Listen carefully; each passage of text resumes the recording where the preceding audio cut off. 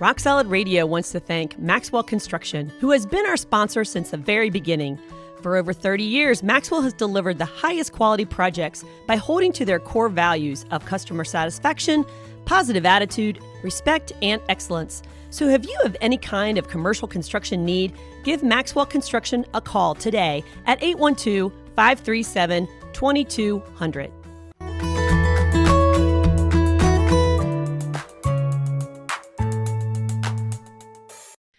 Welcome to Rock Solid Radio. I'm Linda Hutchinson, and I'm here mixing it up with my man, Merrill. How are you today? I'm good, but what are we mixing up?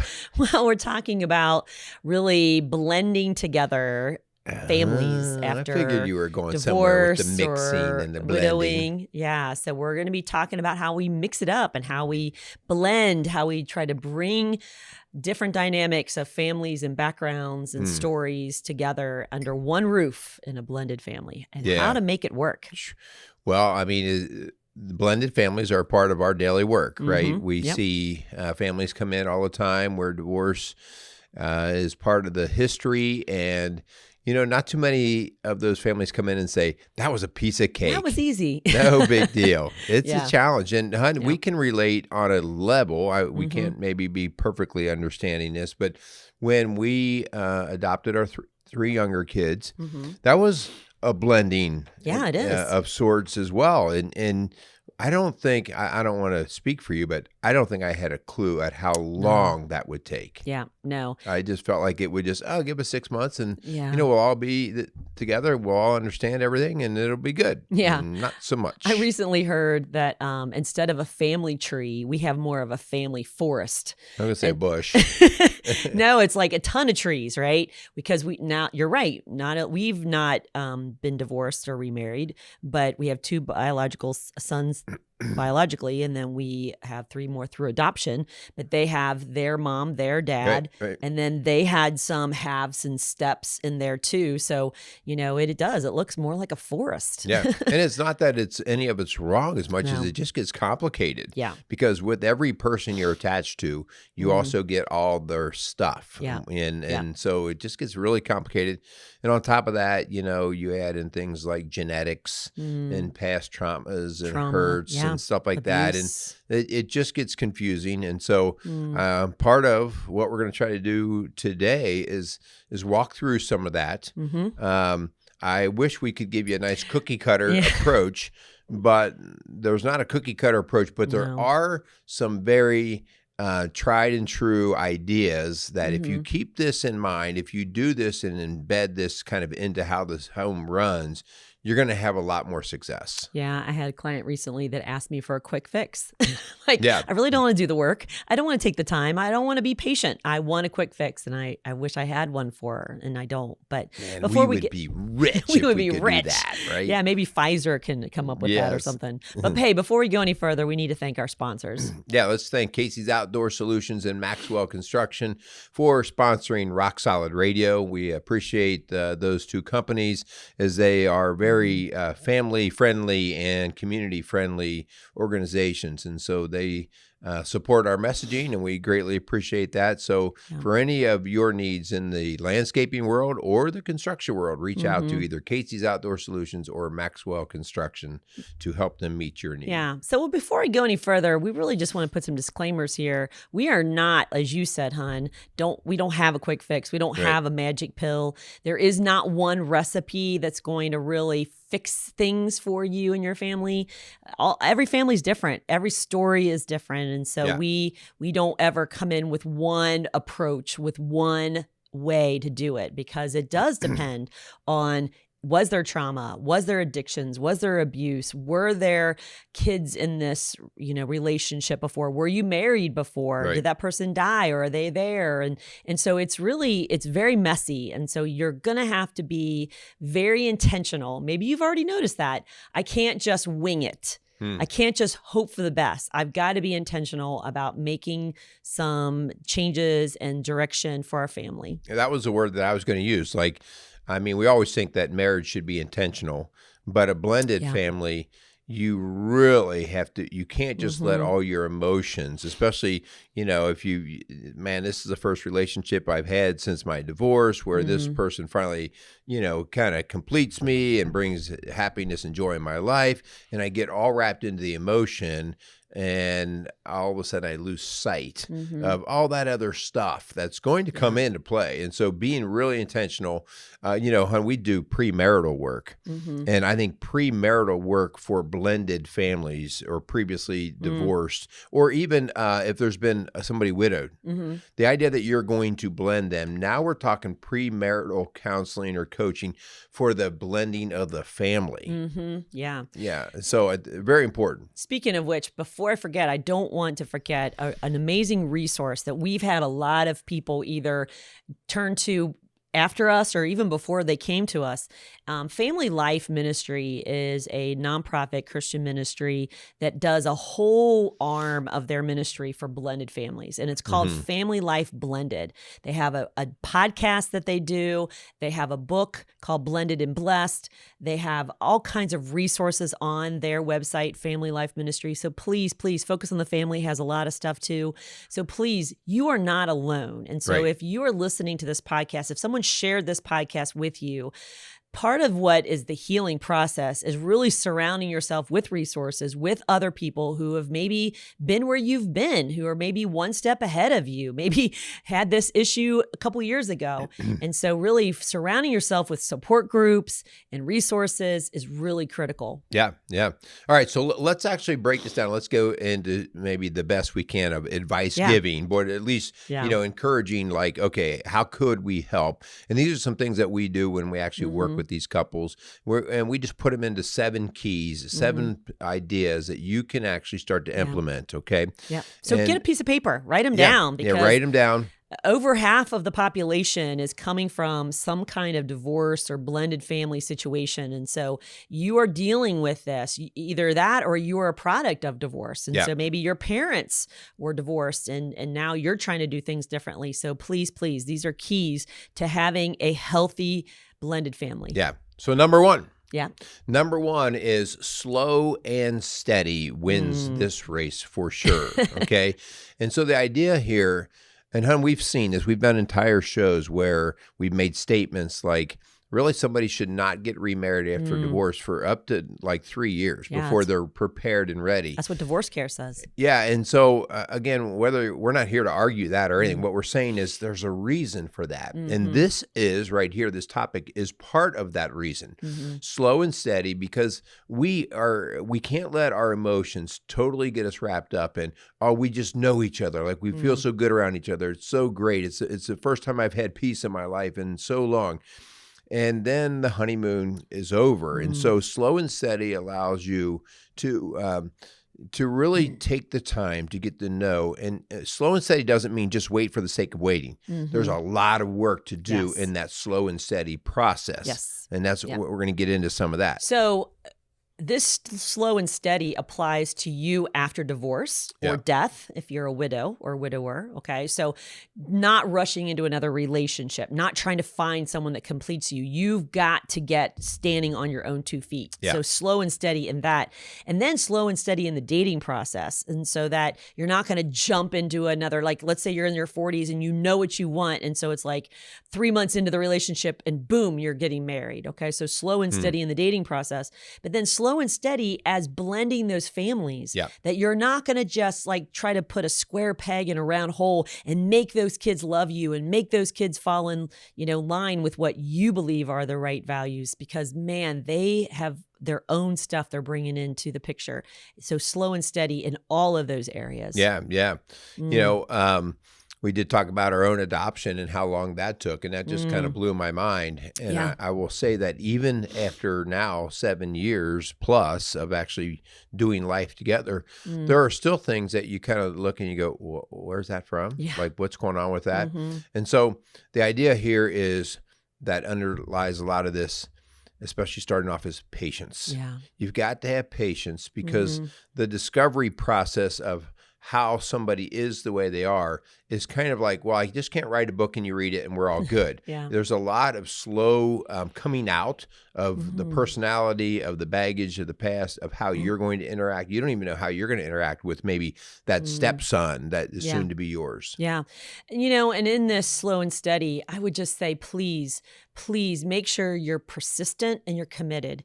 Your kids, your new spouse, your in-laws, they need to know I'm not going anywhere. I don't want you just to throw up your hands and give up and walk out and say, I'm done, or I made a mistake, or this was a bad idea. Like, it isn't going to be pretty at first, but if you are persistent and persevere and you are committed, like I'm going to love these kids. Hannah, I remember the first month our children were in our home for good. We kind of dated and we're in this fostering process, and then they came into our home. I remember the younger and older boys literally had each other in a headlock, and they were out for blood. And we have boys, we have biological sons who never ever put each other in headlocks, ready to kill each other. And I thought, well, maybe put themselves in headlocks, but not to kill each other. Well, because they were wrestlers. But my point was that I looked at you and I looked at them like, what in the world? Yeah. Like, what are we in for? But I never looked at them and said, I'm done. This was stupid. This is a bad idea. Like, we were committed. These were our kids. This was part of our family. Yeah. Okay. So let's move to number 2. Okay. Slow and steady. So when we are starting off, the idea here of listening is key. Yeah. Okay. And so we have done many shows about listening and communication, and it couldn't be any more important than in this topic, because listening, as so often we find out, is such a poorly done skill by most of us, because we try to tap into certain words that we heard or get the general superficial answer on things so that we can just go on with what we want to do. But listening in this is actually listening to how are people doing, okay? And so this is no different than when we do our 5 or 10-minute check-in that we do with couples, and you say, how are you doing? When we're bringing, let's just say 3, 4, 5, 6 people together in a home, now you're not just doing that with the one person that you're thinking to marry, because you're marrying the entire family. Yep. Now you've got to do this process well as a family. And so we can't leave it up to just randomness. Like, I think we're all doing pretty good. Yeah. I mean, we have to be super intentional about learning to listen, teaching, especially younger kids. And when I say younger kids, I'm not talking 1 or 2 year olds, but I am talking 4, 5, 6, 7, 8, 9, all the way through the teenage years. We have to help them because they're being thrown into new environments and they're not quite sure how to react to this. So we have to teach them the value of listening or reading others as well. Yeah. So listening is key to you actually getting to the message of how is everybody doing in this situation. Yeah. And really less words are better. I mean, the more you're just looking at them, the more you give them that undivided attention.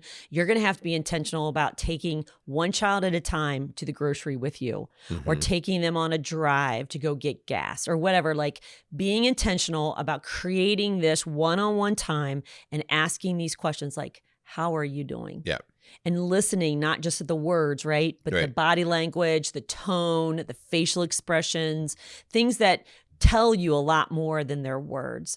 And you can even push back and say, hey, you say you're fine, but it doesn't look like you're fine. Right. What's up? And sometimes just asking again will get tears falling from a child's eyes because they miss their mommy, or because they miss their home, or maybe they miss their dog. I mean, you don't know what is going on in that little child's mind, but give them a space to be listened to and understood. And I think sometimes when we listen, and I've been guilty, and I'll speak for you, you've been guilty on this, when we are listening, but we attempt to steer the discussion to where we want it to go. Yeah. We have a bit of an agenda, and that would be like maybe, hey, hey, we're thinking about a vacation. You guys would like to go to Florida this year, right? Like, you start directing conversation. Hey, you kids, you're doing okay, right? Like, everything's pretty good for you. So you sort of plant You would words. like to move to a new school, wouldn't you? Yeah. What would you think about this new school? This is a really neat school. And so you kind of steer things, and especially kids who maybe aren't strong in their voice will kind of go along with it. And then all of a sudden, a year or two down the road, when they're going, I never really wanted to do this. Yeah. And you basically bulldozed your way Mm. because you were either, you had the preset agenda in your mind, or you were just more strong in Yeah. where you wanted to be. So you have to be really careful Mm. about steering the discussion. Yeah. You got to give them the permission to tell you even what you don't want to hear. And that goes back to that slow and steady, like Yeah. a bunch of changes for a child, like new school, new house, Yeah. new state, new job, like all of these things are so unnerving when already their world is being rocked, Right. right? They're losing their familiar. So please, please. And this leads to number 3, and that is empathy. I know that they may be acting out. I know that they may be shutting down on you, but acknowledge their hurt and their baggage, their loss. I mean, they're grieving. They're grieving the family that they thought they were going to have. Maybe they were so young they don't hardly remember it, but there are a lot of kids who do remember. Mm-hmm. They remember when mom and dad were in the home together and they were all sitting around the dinner table. And so they miss that. And so acknowledge it, have empathy for it, get them help for it. You may have to get some professional help for your kids or for your marriage or your family, because it is sometimes a lot of baggage, especially if there was addiction or abuse or infidelity. Yeah. Yeah. If everybody seems to be doing well and we're starting to move the train in one direction, nobody really wants to slow down for the last guy who hasn't jumped on the train yet. And this is where, you do have to respect where people are in this process, and especially these kids who don't quite understand it all, and they're missing, like you said, mom or dad or whatever, their own home, and they're not buying into yet what you're doing. And so we have to respect and accept people where they are. And that's why this slow and steady again is so important. Like, listen, this is where we'd like to get. We're telling you this up front, but we're listening to you, and how can we work with again, I want to be cautious here and say kids don't dictate the direction or value of the family. Yeah. But at the same time, if you want things to start well, people have to know that they're being valued and listened to. And so part of that, I think, when you're dealing with a divorce situation, and sometimes there has been some abuse and trauma, maybe there has been some illegal activity, maybe dad's in jail or mom is in a rehab or something like that, I think you need to be as honest as you can at the age appropriateness that you can. Because if you're just keeping them from a parent and there's a bigger reason for maybe safety or maybe, maybe instability of that parent, I think you got to be honest enough so that they don't blame you or that they don't think that you're hiding something from them. So be really cautious. And again, that might take some professional help because it is really kind of hard to decide, like, when do I tell them dad's in jail? Yeah. When do I tell them that mom ran away with another guy? Like, that's a really hard conversation. But I think that when we keep things that are important away from our kids, they start to make up stories of their own. And sometimes you're the bad guy. Yeah. Well, you mentioned a good thing about getting professional help, because sometimes you're in a territory where you don't quite understand the empathy side of this. You're like, I want to get over this and move to a different direction. You don't understand it. So maybe that's where you do bring somebody in who can say, well, here, let's work together as a family and try to figure out how we can get everybody heard and understood. Especially if you don't have empathy for that ex. Yeah, because he might be a bad dude, right? Yeah, he might be, or he or she may be a really bad dude, that they did hurt you and betray you and left you or whatever. And so you're thinking, why would you care about that person? Right. Well, put yourself in their shoes. That's their dad or that's their mom. And so please get them help, have that empathy, acknowledge they're hurting and they're grieving, and that will go better. Yeah. All right, let's move on to number 4. And so number 4 is the idea of, we've said many times, you have to create a value system in the home. You've got to create the value system so that everybody knows what's valuable and how you're going to protect it. But there has to be an underlying condition here. And one condition that is essential is this unconditional respect. Honoring one another. For everyone. Yeah. Everyone's going to be respected here. We're not going to allow disrespect. And so this is, when I've got teenage kids and I'm bringing the new, potential spouse into the home. The idea here that we allow them to sort of talk bad about them or trash talk them, like right off the get-go, we have to say, no, we respect everyone here, because respect is what allows the door to be open to start to build the trust. And we've talked so many times that trust is the glue to start all relationships, whether they're going to be successful or not. And so if I don't know someone right off the bat, I at least have to offer the respect so that the trust can start to go back and forth. And by the way, you're not going to get it if you're not giving it. And so there's a lot of adults out there that are doing some very disrespectful things. They're disrespectfully talking about the ex. They are disrespectfully acting in ways of saying one thing and doing another. You know, the last thing you're going to do is get a child who believes you and trusts you and respects you if you're telling them don't do drugs and you're smoking weed in front of them, or if you're having an affair behind their dad's or mom's back. Like, it's not going to go well for building respect and trust. Right. But yes, we do want to speak respectfully and honestly with others, and that includes people that we don't no longer live with or are married to. Yeah, I think that's important too, hon. The idea sometimes we respect the people, like, okay, yeah, I'm going to move into this new family. I'm going to respect everybody.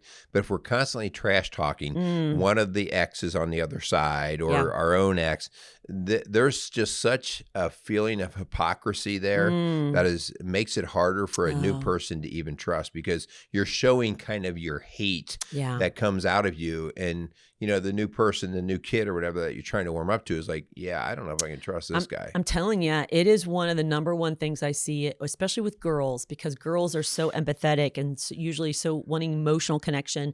And when they see a parent who is being hypocritical and literally saying one thing and doing another, that messes with them. And they don't know what to do with that. Right. And they don't have anything to do. They sometimes don't have anything to do with it. And so it's because of that disconnect and that inconsistency. Yeah. Well, that leads us to number 5. There you go. Number 5. And so our 5th point here is, before we even start trying to introduce our kids and get all of this blending to take place, understanding how we're going to carry out these 3 major ideas, and that is being fair, firm, and consistent. So often, Linda and I talk with families that their child or a member in the family is dealing with anxiety. And if you want to see anxiety, see a blended family. You will always see a high level of anxiety or likelihood of anxiety because of the blendedness. Not always, but yeah. Yeah, I mean, it has a greater chance of coming out because the kids don't quite know what's going on, okay? They don't quite know who's in charge of what and how things are going to turn out. And so very early on, you develop a very fair but firm and a consistent operation method. So that can be tough, because if you're a wing it kind of person and you just spontaneously come out with things, that can be fun when it's fun and sunny outside. But when it's dark and gloomy and you're coming off that way, that doesn't land well. And so there's a learning time, you know, how you act 10 years down the road and deepen the relationship might be very different, because you get each other. You understand when somebody's joking. But in that first couple of years, you really just need to toe the line and be fair, firm, and consistent, because those are the keys to developing security in the kid's life. Yes.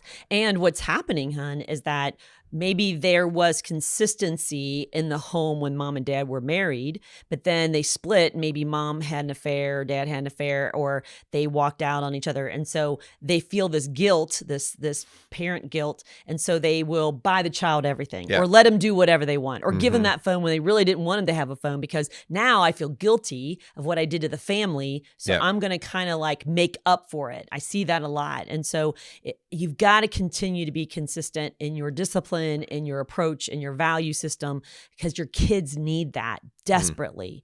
And so do that with a new family member in the home or not. Yeah.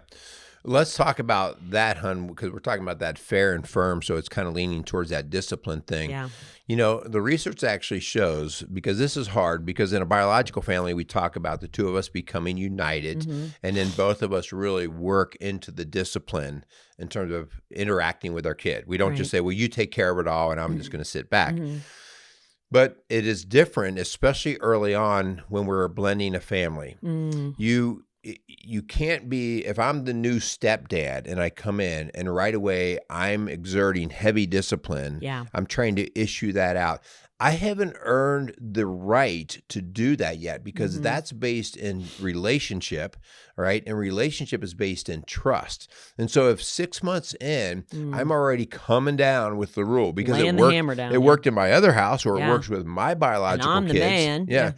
It will blow up in your face. And so the research actually shows that early on, especially, the biological parent needs to be the person who issues or handles the right there in your face sort of discipline. Okay. Now, so what does that mean for the step parent? They need to be right there in the background supporting what the spouse is doing. Okay. They need to be supporting it, saying, well, this is what we do here. But mom, in this case, if it's mom's kids, mom needs to be the deliverer of this. Yep. I will say this is super important. Yeah. And I think this is where we mess up the most. Okay. And here's why. Mom, out of her emotion, will say something or decide on something irrational or rational, and has not even consulted her husband. Okay. Because she's the mom, right? It's her kids. And when you keep calling them her kids, okay, then you've kind of disconnected, okay, your spouse. So here's what we suggest. We suggest you go in private and you two talk what you two believe is the right way. And you may have some disagreement there. Chances are you probably will, right? But that's why slow and steady, slow and steady. Slow and steady. And so what you're going to do is you do not want to come out of that room. I call it the war room. I don't want you to come out of the war room until you two have agreed this is what we're going to do, okay? Even if you have to duke it out and kind of fight over this, I want you to have this discussion so that when you come out, because those kids know, man, they can smell blood in the water. We've talked about this before. They can tell you're divided. They can tell you don't agree. And so when mom hands down the discipline, dad has got, like you said, to be in the background going, yeah, that's what we decided. Yeah, that's what's going to happen. Your mom's right. And so that just shows a united front. But man, that's hard. That's hard, but this is so important. Yeah, like I said, even if you don't completely agree with your spouse, find enough common ground that you can both walk on. Because if you don't, like if let's say you're the mom here in this case is issuing out some discipline, and you're in the background and you're rolling your eyes. Oh, I didn't say anything. You're rolling your eyes, or you're just walking away and disconnecting. These are all the signs that the kid needs to say, yeah, they're not together. And so, again, you can't blame the kid. They're going to be the wedge then. They're going to be the wedge because they want to be on the side that's going to be, more honoring or valuing what they want. So you have to be coming together. Okay, so this is a great place to interject the way God has prioritized our family, okay? And again, it's so hard when the kids have come first. Right. But God is asking us to put God first, then our spouse, then our children, whether they're our biological children, our adopted children, our stepchildren, our half children, whatever it is. That's got to be that order for all of everybody's sake, our marriage's sake, our kids' sake, our world's sake. And it's so hard because there is that predisposition that the kids came first. But God is asking us to please put him first. That will guide our decisions as a couple. And then a family, which is why the next key is so important. Can I go back on what you're saying there a little bit? Because you're completely right, but it'll be somewhat confusing. We never want to put a kid in a situation where we say you choose either him or me. No. Okay, so we're not doing that. No. If that's, again, going back to the slow and steady, if we feel like, man, we're having a hard time, getting our kids to see that this new marriage relationship coming together is very valuable, then you better slow down and work on that, okay? Because once you're married, then the house has to be run by one set of leaders. And so it may be something that we put this on hold. We don't say, well, this is how it's going to be. We have to be really careful because these kids didn't choose this situation, and we want to bring everybody along, at a healthy pace. That's a great point, hon, and I agree. I think that if you see jealousy in your kids, if you see anger and pushback on this new relationship because you are a crazy guy and I don't want you in my life, if they're thinking mom's making a big mistake and they're not going to listen to you and they don't like you, then please do the work there. Get some family counseling Right. for you as a family before you say I do, because it's not going to get easier. Okay. Yeah. And so you've got to decide, like, we're going to do this work now. Yeah. And that way you really set yourself up. That's why divorce rate for second and third marriages is so much higher. Oh, it gets messy. It gets messy. Yeah. All right. I think you wrote this because I would not write this. What? Flexibility and grace. Have you heard? Blessed are the flexible, for they will not be bent out of shape. I did add that. That's a new beatitude, right? That's a beatitude. No, we're not adding to God's word. But, Yeah. you know, I believe that if you are flexible, you are not always going to get your way. If Christmas time, you always have Christmas in your family on Christmas Eve, but now you've got blended family and you've got all these other situations you got to deal with. You cannot sit there and just dig your heels going, Right. Christmas Eve is ours. You know, like, you're going to set your family up for conflict and disappointment. Yep. And so please, flexibility and grace are critical in a blended family. Yeah, I mean, I think that goes all the time. I mean, without getting run over and walked on. Okay, so Yeah. when you feel like I've always given, okay, and we've seen that when we've Yeah. had blended families where one person has basically given up everything, moved into the other person's house, and they feel like there's really nothing here is me, it's all you. We've got to be able to acknowledge that and say, okay, listen, I need some flexibility coming on both sides. Right. Yeah. So, you know, don't set yourself up, families up, things like holidays, vacations, routines around your family. So just don't make it, you know, like it's an absolute. We cannot do it any other way. Yeah. Because again, we're dealing with the family forest, not the family tree. Yeah. So, okay. Yep. Our seventh key to help you. Yeah. And most important, I think. This is the most important, but it is so neglected because of our education by the world. And it is inviting God's word into your family. And I mean, this is something we talk about. This is Matthew 7, 24 through 27. This is, you know, the rock, or building your house on the rock and the sand. And, you know, this is the staple for what Rock Solid Families is based off of. And this is even on the idea that we're having just a regular marriage, not a second-time marriage. It is even more important in the blended family, because especially if you're bringing in people who have some pre-lived lives where they've got the baggage, where they've got That's a very past sweet way of experience. saying it. Pre-lived. It's like a pre-used car, you know. Pre-existing conditions. Yeah, I have pre-existing conditions I'm bringing into this. And so I have to say, okay, you know, it's like, hon, when you first get married, you think the way that your biological family always did things just made sense. And then you move into a new family or you marry and you go, you guys do what? Yeah. Like what? Yeah. You know, and the idea here is most of those things are opinion things, whether it's a certain tradition or something, and you just kind of roll your eyes and laugh at it. It's not a big deal.